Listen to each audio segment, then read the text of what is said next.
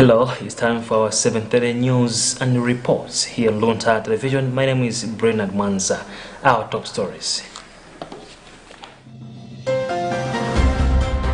Commission of Bishops' Conferences of the European Union urges the European Council to renew efforts for peace in Ukraine. President Chaguera promises to improve the economy of the nation.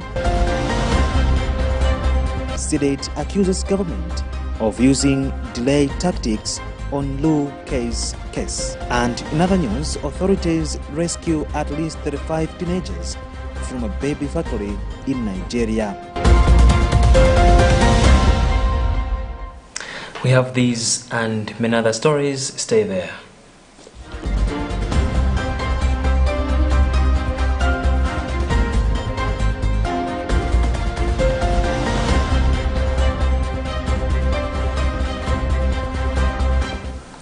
The Commission of Bishops' Conferences of the European Union, COMES, has called on European leaders to renew their efforts for peace in Ukraine and to implement a credible EU enlargement process. The bishops made this appeal as the European leaders prepare for the 23rd to 24th June meeting of the European Council in the context of the ongoing geopolitical shifts dramatically accelerated by the war in Ukraine, which began in February. In a statement released earlier today titled "Europe, Renew Your Vocation to Promote Peace," the bishops urged the EU to fully realize the importance of its role in order to offer a renewed vision for stability, justice and peace to the continent and to the world. We have a Vatican News report read by Tandiwe Nzumara.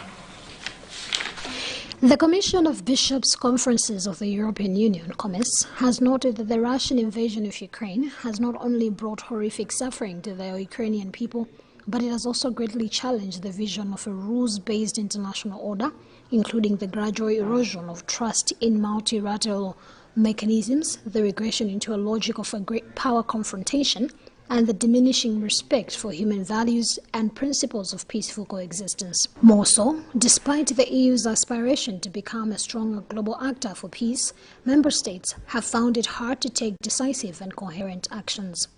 This, in addition to the COVID-19 pandemic, the bishops note, may have held up a mirror to them, prompting the EU to realize its crucial role for Europe and the world. While COMES commends the EU and member states for the assistance provided to Ukraine and its people, it urges the leaders not to cease their efforts for an end of the war, with a free, secure and independent Ukraine in its internationally recognized borders. In view of building a new architecture of peace with a strong value basis, including putting the respect for human dignity and human rights of all at the center, COMES recommends that European decision-makers elaborate an EU peace strategy based on a comprehensive definition of peace that would help to strengthen an integral approach to promoting human security and peace while reinforcing EU peace-building policies. The bishops, among other things, also call for a renewal and implementation of the commitment to a credible EU enlargement process, including the opening of accession negotiations with Albania and North Macedonia, and granting a candidate status to Ukraine.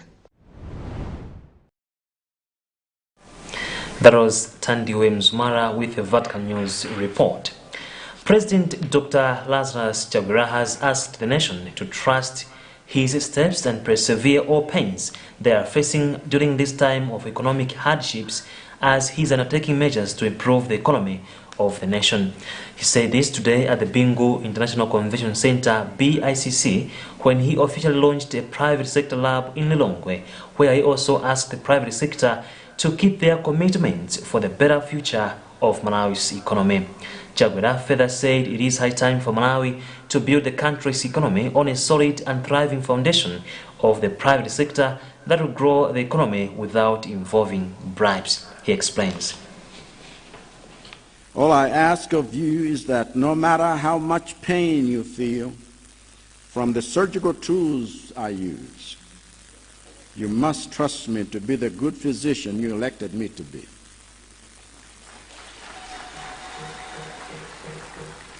And I promise that you'll be glad you did, because these surgeries will eventually make our nation's economic recovery sustainable and unstoppable.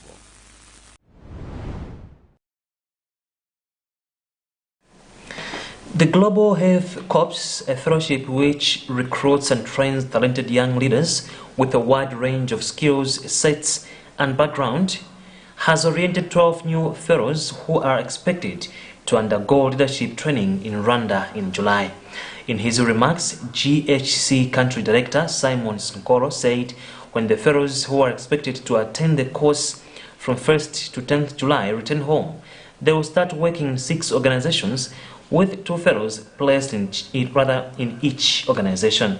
He further said the fellows will be trained in a lot of areas such as project management, leadership and time management.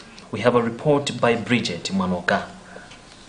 Speaking to journalists, Sinkoko said young people who go for the leadership development program work in senior level roles in top organizations, with some opening their own. He further said after course completion, the fellows become part of the alumni program where they get other coaching opportunities and come together to do a lot of work. According to Sinkoko, the young fellows are expected to be in Rwanda from 1st to 10th July this year and will also go to Zambia in January next year for another training course, and their fellowship ends in July 2023. So the aim of the Global Health Corps is basically we are trying to bring in different or fresh blood in the health space. So what we are trying to do here is we partner with organizations, and in those organizations they'll be addressing specific gaps, like maybe gaps in monitoring and evaluation, in communication, in health financing, and maybe health system strengthening. So these young leaders or these young people are going there as employees of those organizations while we train them, giving them leadership skills, so that after they exit this fellowship, they can still continue to change things within global health space. Expressing her excitement, one of the fellows, Winnie Sheila, said that the leadership program is so important to her as it will provide an opportunity to develop leadership skills, to network, and to solve challenges at the organization she will be working at. GHC is a professional development platform whereby we will be trained in leadership skills, and also in the networking platform we will meet different people and also engage with different co-fellows and stuff like that. So I was really interested to be part of that cohort, to be part of that organization, because I know that it's going to be a learning platform. It's going to be exciting, also more challenging. But yeah, overall, I was interested in the development platform, the development section where I'm going to be developed, I'm going to become a leader, and also just to face a challenge, to work with one of the biggest entities, organizations like Affiliate. It was really exciting for me. So that's why I thought I applied for GXC. Also for the orientation happening today, it's really exciting. We're being introduced to the different people here, the different fellows as well, and also getting to know the staff of GHC and just to understand the calendar, how everything is going to go. I think it's pretty exciting. As part of a strategy to build a strong regional network within Africa, the fellows will be trained in African countries and not in the United States, as it was the case in the past, saying within Africa people have similar needs, similar challenges, and work on similar issues. Global Health Corps will open applications for next intake in December this year for young Malawians.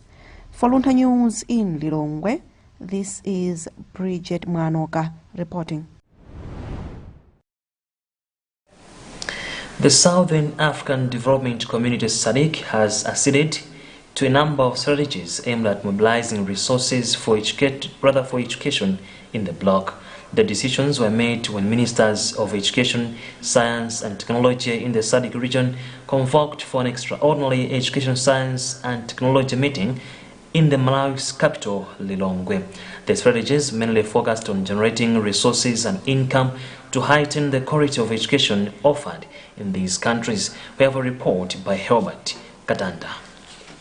During the meeting, which lasted for almost 5 hours, all 8 ministers who were physically present and 8 others that attended virtually agreed that Africa needs high-quality education with technological advancement, a development they said is a major weapon to poverty. Speaking after the meeting, Malawi Minister of Education Agnes Nyalonje said the meeting was fruit-bearing with initiatives that are necessary for the growth of African countries. Nyalonje said oftentimes African countries get loans for education with high interest rates that negatively affect the economy of the country. She, however, suggested that the only solution is to have high-quality education in Africa so that people will not travel to complete their studies. We know the global community can do better on issues such as debt, for example, where the region and individual member states often find themselves paying more to service debts than what we put to invest in our education and educate our youth. And yet, we all know that our youth, our people, are our greatest resource. We would like the global community to acknowledge the injustices inherent in our trade relations, for example. On her part, Namibian Minister of Higher Education, Technology and Innovation, Dr. Ita Kandiji Mranji, described the meeting as noteworthy, saying it will benefit the African continent at large. We are happy with what has transpired here today because it shows that with the SADC organization, the Southern African region is moving forward in our different education systems. I can say that the SADC framework, the SADC organization, SET, is actually emphasizing the fact that we should, as member states, move towards harmonization of our education systems. Among others, the SADC meeting of ministers responsible for education, science and technology also assented to decisions that will see non-governmental organizations pumping in fund for education. This followed a prior setting meeting of senior government officials from all the SADC countries, which started on Tuesday.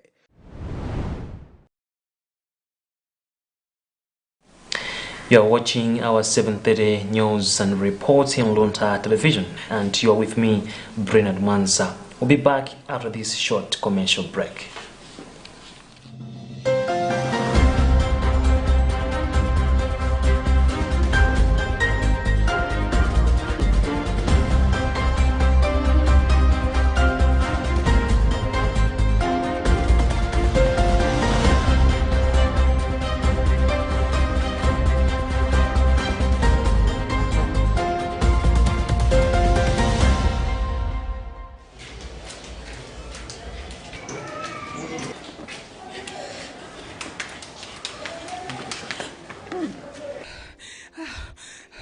Pumali bwanji mai. Katemera wa Pfizer anese. Watani katemera wa Pfizer. Ine tundokumbukira kuti inu munalandira kale katemera muwiri wa AstraZeneca.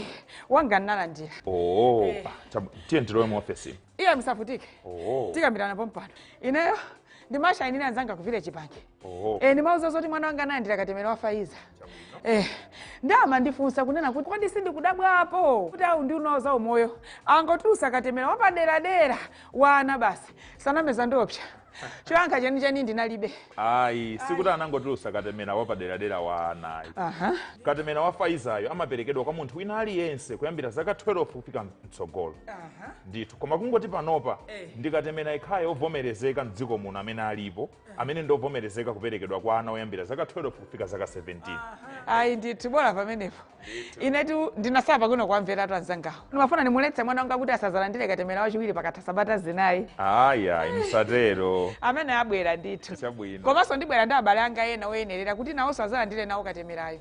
Kuti nawonso atetezeke. Zofunika ndithu kwambiri. Koma mpekesera. Ndithu zingakusokoneze. Kwambiri. Chanzeru chimene munachita ndikuthamangira kuno kuchipatala kuzamva zoona zake. Ndinali ndi mantha. Pano ndamvetsa chifukwa chimene munabwerera ndikuma.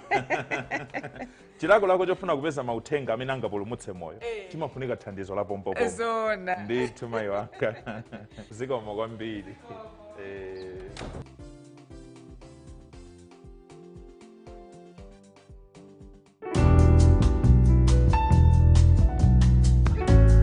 Are you passing through Desert Town and you think of finding a place to rest or just to have some nice food?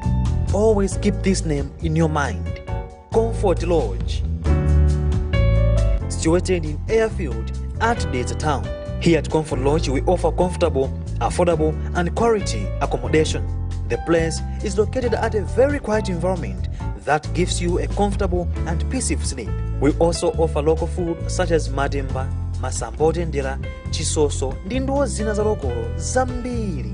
Talking of entertainment, that's not an issue, as we have a DSTV for your favorite channels.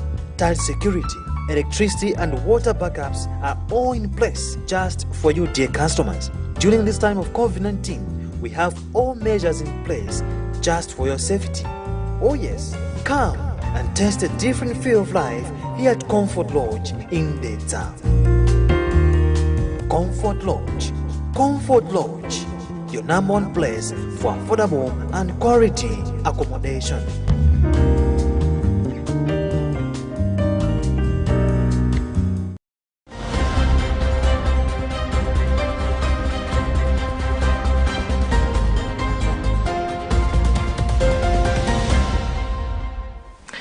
Welcome back, but before we proceed, our top stories once again. Commission of Bishops' Conferences of the European Union urges the European Council to renew efforts for peace in Ukraine. President Chaguera promises to improve the economy of the nation. Senate accuses government of using delay tactics on Luntha's case. And in other news, authorities rescue at least 35 teenagers from a baby factory in Nigeria.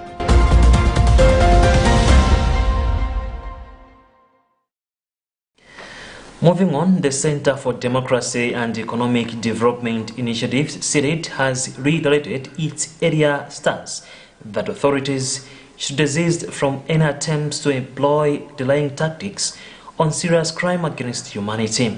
The initiative's executive director, Sylvester Namiwa, was referring to a case of a Chinese national, Liu K, also known as Shushu, where it has been found that he filmed underage children to speak offensive words against Malawians in the process, making profits. Addressing the media today, Namiwa said the silence on the part of government authorities is so deafening, saying Malawians are missing the efficiency from the administration. Bridget Wanoga reports. According to Namiwa, relevant authorities should ensure that survivors of the exploitative filming should benefit by compensation, since the matter also borders on aspects of profit-making. He further said, its 7-day ultimatum still stands and expect government to act fast on the case, as there is a clear and functioning judicial system that ought to be respected at all times, irrespective of amount of provocation. He then gave an example on how quickly the late former president, Bingu wa Mutharika, handled the story when BBC released an investigative report on Eric Aniva from the Lower Shire, ordering Aniva's arrest, and he was indeed arrested and taken through the judicial system, saying Malawians expect this kind of swiftness in Shushu's case. I wish we had a serious government. I wish we had people that are putting the welfare of Malawians first. We are talking about a next generation that was withdrawn from a formal education to enter into an informal education and end up being taught some nasty things. I thought as a country, for once we're supposed to stand up in unity to demand that justice should be served on these people. We have had similar cases where people were compensated, and we think we have got a functioning judicial system. By now we thought the legal minds would have joined the bandwagon to ensure that they should provide guidance, because by the end of the day we see elements of criminalities here. Namiwa has also reiterated his call for the Chinese ambassador to Malawi to make a public apology to Malawians in particular and the black community in general.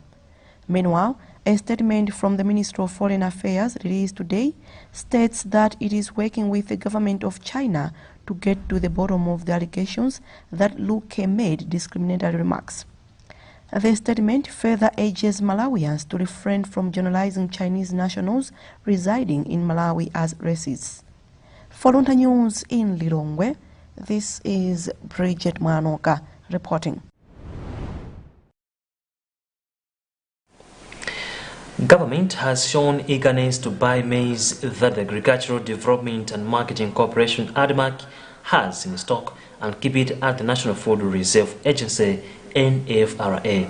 ADMAC Board Chairperson Alexander Kusamba Zonzi confirmed the development that the government has purchased the maize so that they should reconcile all their debts they have with financial institutions. We have a report by analyst Jambize.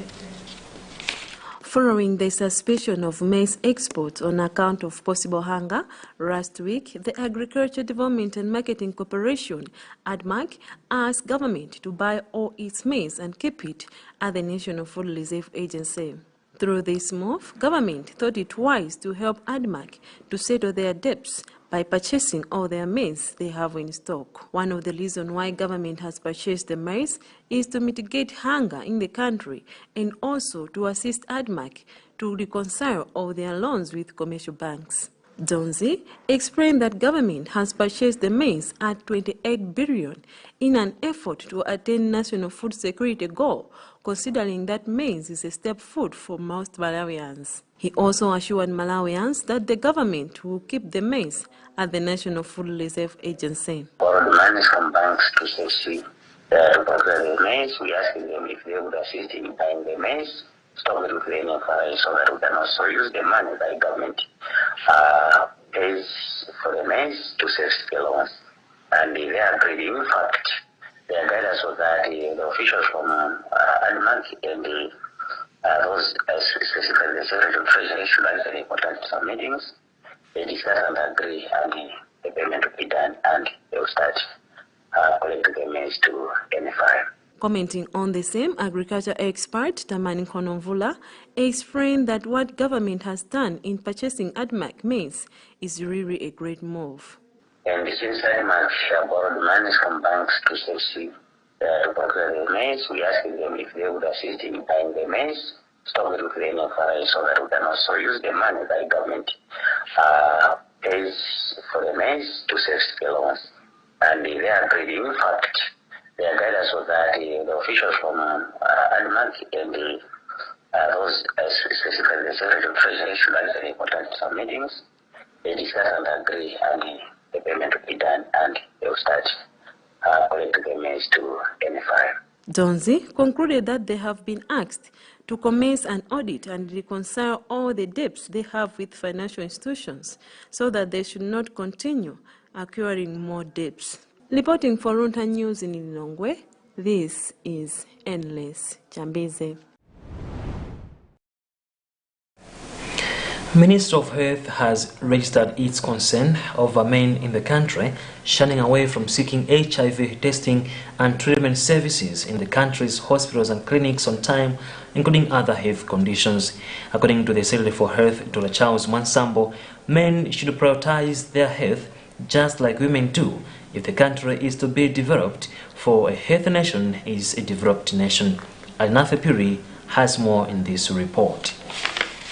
Speaking on the progress of the UNAIDS 95 to 95 to 95 targets, Secretary for Health in the Ministry, Dr. Charles Mwansambo, said Malawi is doing exceptionally well towards its attainment, as it has so far registered an 88 to 98 to 97 progress. However, Dr. Mwansambo said Malawi is lagging behind on the first 95 due to poor health-seeking behavior, especially among men and boys, hence called for concerted efforts to encourage the general population with specifics of men and boys to go for testing and access treatment early. I did say that there is some poor health-seeking behaviors, especially for men. We've seen a number of women coming to our clinics for testing, but the number of men is a bit on the low side, and unfortunately most of them would come to hospital late. So I need to encourage all our men. I know that the pandemic is mainly affecting the adolescent girls and young women significantly, but I need to call on our men to also seek health care early. And this doesn't apply to HIV alone, it applies to the other conditions as well. In her remarks, Head of HIV Prevention and Management at National AIDS Commission, NAC, Dr. Andrina Mwansambo, said it is a worrying development to also report that the prevalence of HIV infections among adolescent girls is much higher than their counterparts, but is equivalent to the prevalence of HIV infections in older men, hence called for a multi-sectoral response to address issues of economic factors to bail girls out of the immoral conducts with older men. One thing that's worrisome is that our statistics have shown that these girls, their HIV prevalence is higher, or their HIV incidence is higher than their male counterparts of the same age. So the question is, where are they getting the HIV from? It's not from their peers.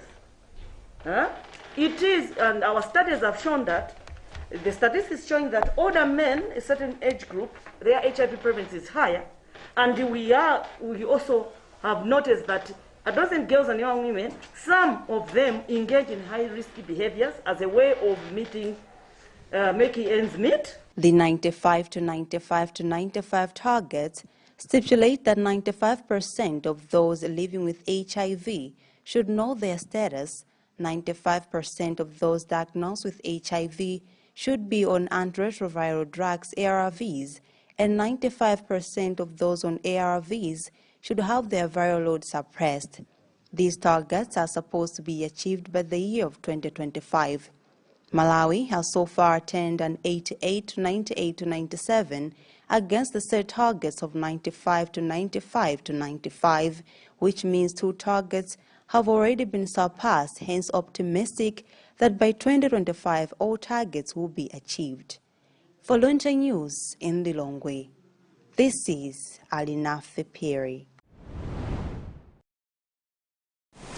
The office of Balaga District Commissioner has today been sealed by the members of Parliament and ward councillors in the district. Speaking to journalists after sealing the office and touring government department offices in the district, Balaga Council Chairperson Michael Sauka Jr. said they lost trust with the leadership of the DC and misappropriating of funds by government departments, among others.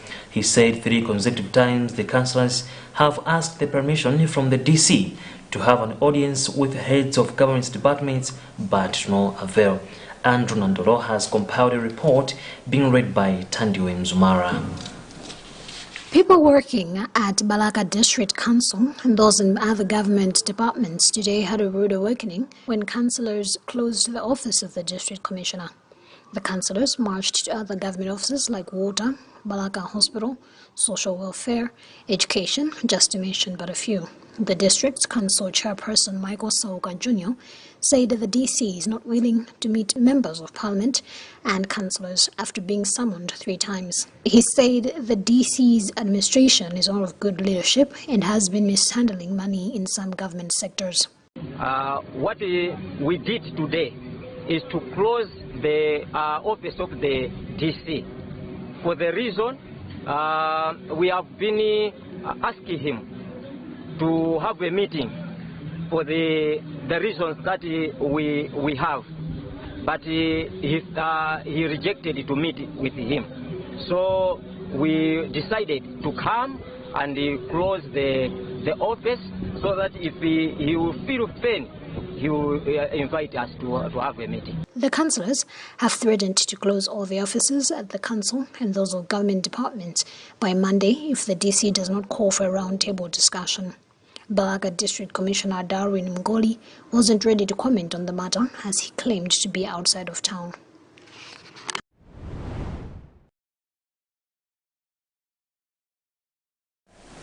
That was Tandiwe Mzumara with a report compiled by Andrew Nandoro from Balaga. Now, in other news, at least 35 teenagers have been rescued from a so-called baby factory in Nigeria. Essentially, these are places where women and girls are kept to give birth to babies for sale. The authorities said 4 of the girls in the building in the southeastern state of Anambra were already pregnant. Police spokesperson Tochukwu Ikenga told the BBC that 3 suspects had been arrested, accused of abducting the teenagers as well as engaging them in sexual slavery, prostitution and operating a baby factory. The police recovered 3 guns during the raid on the building in the town of Nkipo near the commercial city of Onitsha. These facilities are usually operated by human trafficking gangs, some in buildings disguised as maternity clinics or hotels. Despite frequent efforts by the authorities over the years to shut them down, they continue to operate, mostly in secret. Well, on that note, we have come to the very end of our 7:30 news here on Luntha Television. But before you go, another look at our main stories. Commission of Bishops' Conferences of the European Union urges the European Council to renew efforts for peace in Ukraine. President Chaguera promises to improve the economy of the nation. Senate accuses government of using delay tactics on Lu case. And in other news, authorities rescue at least 35 teenagers from a baby factory in Nigeria. On behalf of the entire newsroom here on Luntha Television, this has been Brennan Mwanza wishing you a blessed weekend. Goodbye.